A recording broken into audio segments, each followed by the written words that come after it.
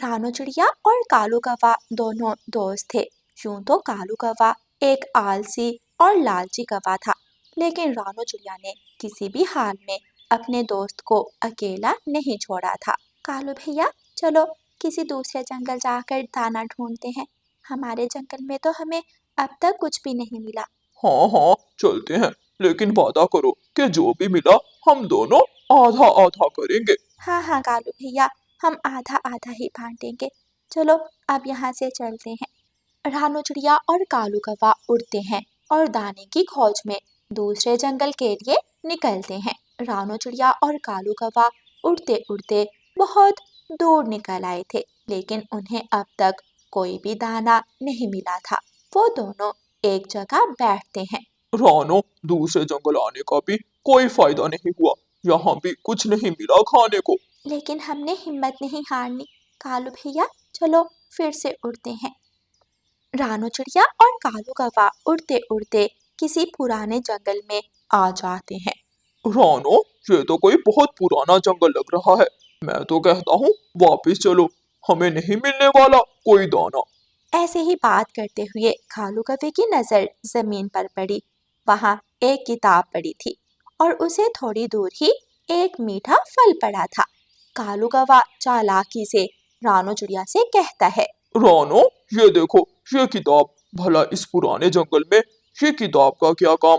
ये किताब तुम रख लो और मैं दूसरी तरफ से देख कर आता हूँ, शायद कोई दाना मिल जाए। रानू चिड़िया को किताब देकर कालू कौवा उस मीठे फल की तरफ भाग जाता है और मजे मजे से मीठा फल खाने लगता है। मैं ये किताब अपनी बेटी गुड़िया के लिए ले जाती हूँ। उसको किताबें पढ़ने का बहुत शौक है। थोड़ी देर बाद कालू कौवा वापिस आता है। रानो, वहाँ तो खाने के लिए कुछ भी नहीं है, चलो हम वापस चलते हैं। ठीक है कालू भैया, चलो वापिस चलें। दोनों दोस्त अपने जंगल की तरफ वापिस उड़ते हैं। घर आकर रानू चिड़िया अपनी बेटी को वो किताब दे देती है। गुड़िया बेटी, आपको किताबें पढ़ने का शौक है ना? देखो, आपकी मम्मा आपके लिए किताब लेकर आई है। वाह मम्मा, ये तो बहुत अच्छी किताब है। आपने बहुत अच्छा किया जो आप मेरे लिए किताब ले आए। ऐसे ही रात हो जाती है। रानू चिड़िया दिन की थकी हारी अपने घोंसले में लेटकर सो जाती है। गुड़िया चिड़िया अपनी वो किताब खोलती है तो वो किताब तो अंदर से खाली थी। गुड़िया अपनी मम्मा को आवाजें देती है, मम्मा मम्मा, ये किताब तो बिल्कुल खाली है, मैं इसमें क्या पढूं? रानू चिड़िया थोड़ी सी आंख खोलकर कहती है, गुड़िया बेटी, मुझे तंग मत करो, मैं बहुत थकी हुई हूँ, मैं आराम करना चाहती हूँ। रानू चिड़िया फिर से सो जाती है। इस किताब में कुछ लिखा तो है नहीं, क्यों ना मैं इसको अपनी ड्राइंग बुक बना लूं। फिर गुड़िया उस किताब के एक सफ़े पर केले की ड्राइंग बनाती है और थोड़ी ही देर में सचमुच एक केला उस किताब से निकल आता है। गुड़िया ये देखकर बहुत हैरान हो गई थी। वो फिर से अपनी मम्मा को आवाजें देने लगती है, मम्मा मम्मा, ये तो बहुत अजीब किताब है। गुड़िया की मम्मा उसे जवाब दिए बिना ही लेटी रहती है। फिर गुड़िया उस किताब पर भोजन की ड्राइंग बनाती है तो सचमुच वहां पर बहुत सारा भोजन आ जाता है। गुड़िया को यकीन हो गया था कि ये किताब कोई साधारण किताब नहीं, बल्कि एक जादुई किताब है। मम्मा मम्मा, ये एक जादुई किताब है। ये देखो, मैं इस पर जो भी ड्रॉ कर रही हूँ वो सचमुच आ जाता है। अपनी बेटी की बातें सुनकर मम्मा चिड़िया जल्दी से उठती है।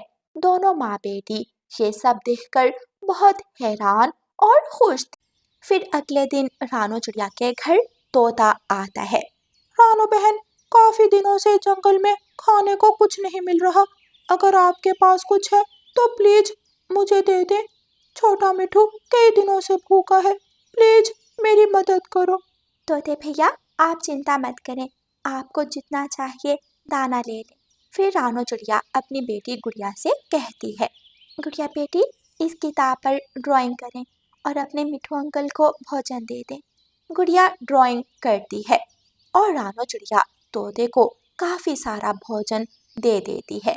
तोता तो ये सब देखकर बहुत हैरान था, लेकिन वो खुशी खुशी भोजन लेकर अपने घर चला जाता है। दिन गुजरते गए। जंगल में ये बात आग की तरह फैल चुकी थी कि रानू चिड़िया की बेटी के पास एक जादुई किताब है।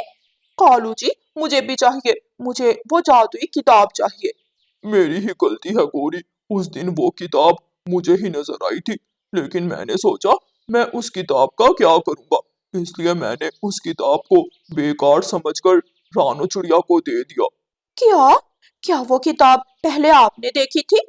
हाँ हाँ, मैंने ही वो किताब देखी थी और उसे थोड़ी दूर आगे ही एक मीठा फल पड़ा था।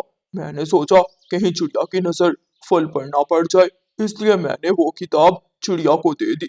सत्यानाश हो तेरा, वो किताब घर ले आते। आप कोई प्लान बनाओ कि हम वो किताब चिड़िया के घर से चुरा लें।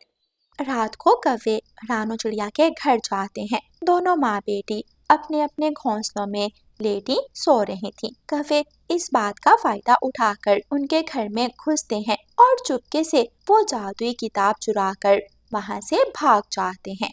घर जाकर कालू कौवा उस किताब पर भोजन की ड्राइंग बनाता है, लेकिन वहां तो सूखी घास आ जाती है। लाओ मुझे दो, तुम्हें नहीं करना आता कोई काम ढंग से। फिर गौरी कवि उस किताब पर भोजन की ड्राइंग बनाती है तो एक बड़ा सा डंडा निकलता है और कौवों की पूंछ पर लगता है। हाय, मर गया गौरी, मेरी पूंछ, मेरी पूंछ। ये किताब तो बड़ी जालिम है, हमें भोजन देने की बजाय मार रही है। कोई बचाओ, हमें बचाओ। जादुई किताब से निकला वो डंडा कौवों की खूब पिटाई करता है और फिर गायब हो जाता है और जादुई किताब वापस चिड़िया के घर चली जाती है।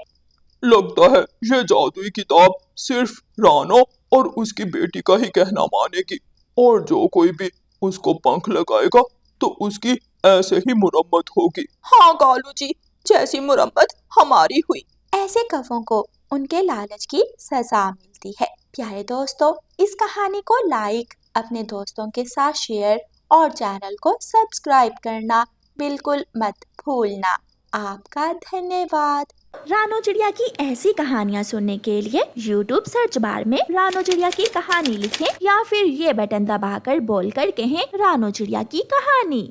मिठू तोते को एक पका हुआ अमरूद मिला था। मिठू तोता अपना अमरूद ऊंचे पेड़ पर बैठा खा रहा था कि पीछे से गौरी कौवी आती है और तोते का अमरूद उठाकर भाग जाती है। रुको रुको, मेरा अमरूद, मेरा अमरूद मुझे दो। गौरी की बच्ची, मैं छोड़ूंगा नहीं तुझे।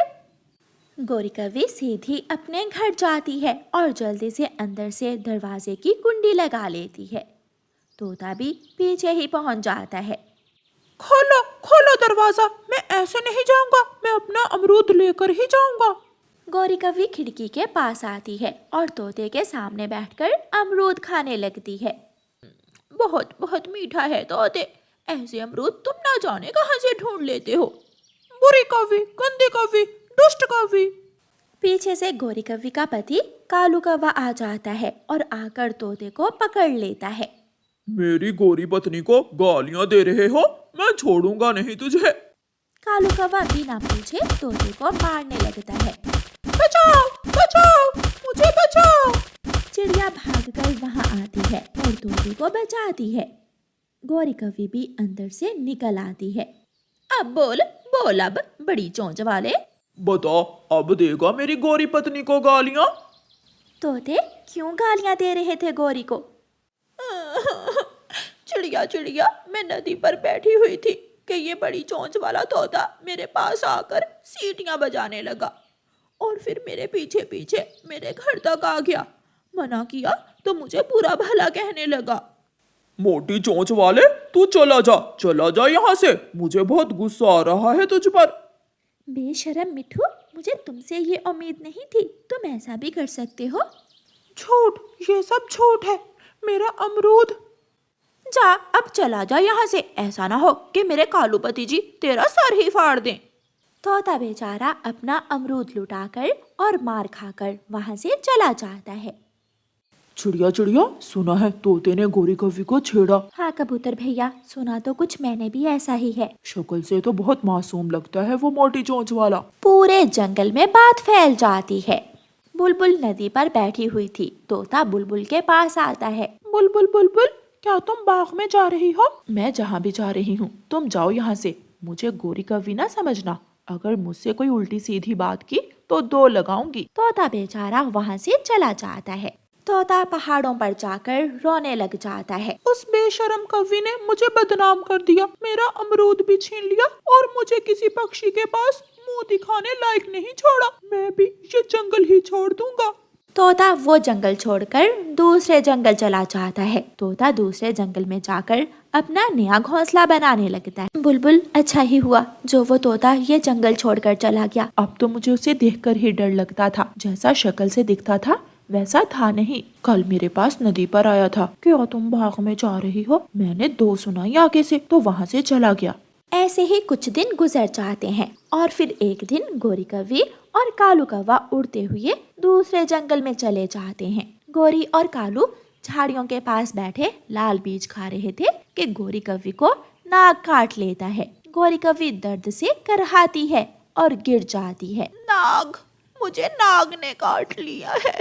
कालू कौवा जल्दी से उड़ता है और इधर उधर मदद की गुहार लगाता है। कोई मदद करे, कोई मदद करे, मेरी पत्नी को नाग ने काट लिया है। तोते का घोंसला थोड़ी ही दूर था। तोता शोर सुनकर वहां आता है। तोते तोते, गोरी को नाग ने काट लिया है, वो मर जाएगी, उसे बचा लो। पहले तो तोते को गुस्सा आता है, लेकिन बाद में वो सोचता है कि उसे गोरी की मदद करनी चाहिए। तुम गोरी के पास बैठो और मैं अभी इस जंगल से जड़ी बूटी लाता हूँ, जिससे सांप का जहर खत्म हो जाएगा। तोता जल्दी से उड़ता है और पहाड़ों के पास से जाकर वो जड़ी बूटी लाता है। कालू कौवा वो जड़ी बूटी गोरी के घाव पर लगाता है जिस जगह सांप ने काटा था। कालू, क्या मैं जिंदा हूँ? हाँ गोरी, वो तो तोता आ गया, वरना अब तक तुम दूसरी दुनिया में पहुँच गई होती। तोते ने जड़ी बूटी लगाकर सांप के असर को खत्म कर दिया है। गोरी कौवी रोने लग जाती है। तोता अपना मुंह दूसरी तरफ कर लेता है। गोरी, तुमने मुझे सबकी नजरों में बुरा पक्षी बना दिया, मेरा क्या दोष था? तोते भैया, मुझे माफ कर दो, मैं सबको सच्चाई बता दूंगी। चाहे कोई कुछ भी कहे, मैं सबको सच्चाई बता दूंगी। मेरे साथ वापस उसी जंगल में चलो। कालू कौवा हैरान था कि आखिर सच क्या है। फिर गोरी कालू कौवे को सारी बात बताती है। और जब तोता मेरे पास अपना अमरूद लेने आया तो तुम भी आ गए और मैंने झूठ बोलकर अपनी चोरी पर पर्दा डाल दिया। गोरी, तुमने तोते के साथ बहुत बुरा किया। तोते यार, हमें माफ कर दो और उस जंगल में वापस चलो। नहीं दोस्त, अब मैं इस जंगल में ही ठीक हूँ। और गौरी, याद रखना, जो इज्जत मेरी खो गई है वो कभी लौट कर नहीं आएगी। ऐसे कहते हुए तोता वहां से चला जाता है। गोरी और कालू वापस चले जाते हैं, लेकिन गोरी अपने किए पर बहुत पछता रही थी क्योंकि शायद तोता उसे कभी माफ नहीं करेगा।